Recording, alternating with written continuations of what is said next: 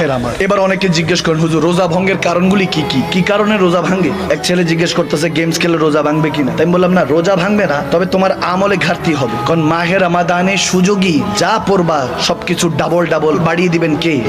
রোজা ভাঙের কারণগুলি বলে দিয়ে যাচ্ছে, মুখস্থ করেন। যদি মুখস্থ না থাকে অনলাইনে চলে যাবে, ওখান থেকে শুনে নেবেন। রোজা ভাঙার 18টি কারণ ইমামগণরা ফতুয়া দিয়েছেন, গভীরভাবে খেয়াল করতে হবে। এই 18টি কারণ হলে রোজা ভাঙবে, নয়তো বা 18টি কারণ তার মধ্যে না পাওয়া গেলে রোজা থাকবে। সুবহানাল্লাহ।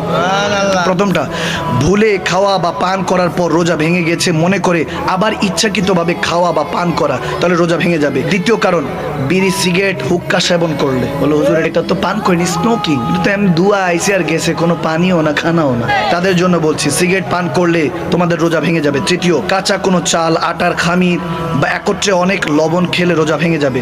এমন কোনো বস্তু খাওয়া যা সাধারণত খাওয়া হয় না, যেমন কাঠ, লোহা, কাগজ, পাথর, মাটি, কয়লা ইত্যাদি, রোজা ভেঙে যাবে। 5, পাথর, কাতামাটি, কঙ্কর, তুলা, সুতা, তৃণলতা, খড়কুটো ও কাগজ গিলে ফেললে রোজা ভেঙে যাবে। 6, নিজের থুতু হাতে নিয়ে গিলে ফেললে রোজা ভেঙে যাবে। ভুলে স্ত্রীর সাথে সহবাস করার পর রোজা ভেঙে গেছে মনে করে আবার স্ত্রীর সাথে সঙ্গ জ্ঞাপন করলে, সহবাস করলে রোজা ভেঙে যাবে। এবং ফতুয়া স্বামীর মধ্যে এটা এসেছে 3য় খণ্ডে। 8 নম্বর শুনেন, কানে বা নাকের ছিদ্র দিয়ে তরল ওষুধ দিলে তাহলে রোজা ভেঙে যাবে। 9, দাঁত দিয়ে রক্ত বের হলে যদি তার থুতুর যে পরিমাণ বেশি হয়, থুতুর যেরকম রক্ত বের হচ্ছে থুতুর থেকে একটু বেশি, ওটা যদি আপনি গিলে ফেলেন তাহলে রোজা ভেঙে যাবে। 10, মুখে পান নিয়ে ঘুমিয়ে গেলে এবং সে অবস্থায় সুবে সাদিক হয়ে গেলে রোজা হবে না, রোজা ভেঙে যাবে। 11, মাস্টার পেশেন্ট বলে হস্তমৈথুন করলে রোজা ভেঙে যাবে। 12, রোজা স্মরণ থাকা অবস্থায় কুলি কিংবা নাকে পানি দেওয়ার সময় কণ্ঠনালীতে পানি চলে গেলে, অর্থাৎ যখন অজু করব আস্তে করে এতটুক ধুবো, যদি বেশি চলে যায় তাহলে রোজা ভেঙে যাবে। 14, রাত মনে করে সুবে সাদিকের পর সেহরি খাইলে রোজা ভেঙে যাবে। এখানে আবার অনেকে বলে যে হুজুর আজান দিলে কি সেহরি করা যাবে কিনা? আজানের সাথে সেহরির কোনো সম্পর্ক নাই, ওটা হলো সুবে সাদেকের হিসাব করতে হবে। অনেক সময় আজান এক জায়গায় আগে দেয় পরে দেয়, টাইমিংটা হলো আপনাকে দেখতে হবে যে আজানের ওয়াক্ত কখন। ওই সুবে সাদেক হওয়ার আগ পর্যন্ত আপনার সেহরি চলবে। তবে আজান চলাকালীন অবস্থা অনেকে খায়, তাড়াতাড়ি শেষ করে ফেলতে হবে। যে আজান হয়ে গেছে সমস্যা নেই, মাদানী হুজুর বলছে আজানে পরও খাওয়া যাবো, এরকম হলে চলবে না। 15, ইচ্ছাকৃতভাবে বমি করা বা বমি আসার পর তা গিলে ফেললে, যদি অনেক সময় অসুস্থতার কারণে বমি চলে আসে।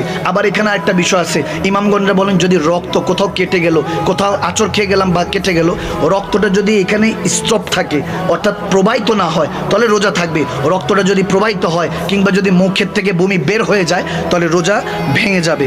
16, সূর্যাস্ত হয়ে গেছে মনে করে ভুলে দিনে ইফতার করলে রোজা ভেঙে যাবে। অনেকে মনে করে যে সূর্যাস্ত হয়ে গেছে কি ব্যাপার, এখনো তো আজান দেয় নাই মাগরিবের, এই চিন্তা করে যদি ইফতার শুরু করে ফেলে, তাড়াহুড়া করে, তাহলে রোজা ভেঙে যাবে। 17, যদি কেউ রাত ধারণা করে স্ত্রী সহবাসে লিপ্ত হয়ে যায় অথবা সুবে সাদেকের কথা জানতে পেরে তৎক্ষণাৎ সহবাস থেকে বিরত হয়ে যায়, তারপরও ফতুয়া স্বামীর 3য় খণ্ডের মধ্যে এসেছে রোজা ভেঙে যাবে।